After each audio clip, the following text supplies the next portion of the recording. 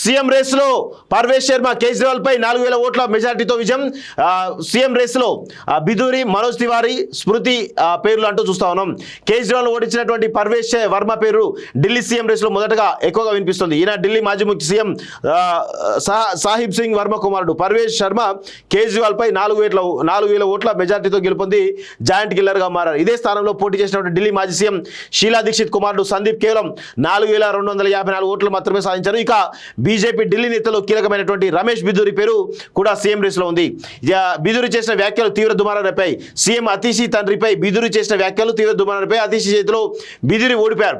CM రేసులో సుష్మా స్వరాజ్ కూతురు బన్సూరి స్వరాజ్, స్మృతి ఇరానీ, మనోజ్ తివారీ, వీరేంద్ర సచ్దేవ్ పేర్లు వినిపిస్తున్నారు. వీరిలో పర్వేష్ వర్మ ఒక్కరే ఈ అసెంబ్లీ ఎన్నికల్లో విజయం సాధించారు. ఎవరి వర్మ అంటే ముండ్కా నియోజకవర్గం నుంచి 2013 అసెంబ్లీ ఎన్నికల్లో పోటీ చేయడం ద్వారా పర్వేష్ వర్మ రాజకీయ ప్రస్థానం ప్రారంభింది. 2014-24 మధ్యలో పశ్చిమ ఢిల్లీ నుంచి ఎంపీగా ఉన్నారు. 2019లో రికార్డు స్థాయిలో 5.78 లక్షల మెజార్టీతో గెలుపొందారు. అయితే వివాదాస్పద వ్యాఖ్యల నేపథ్యంలో 2024లో ఆయనకు బీజేపీ టికెట్ నిరాకరించింది. కానీ అసెంబ్లీ ఎన్నికల్లో న్యూఢిల్లీ నియోజకవర్గంలో కేజ్రీవాల్ పై పర్వేష్ వర్మనే రంగంలోకి దించింది.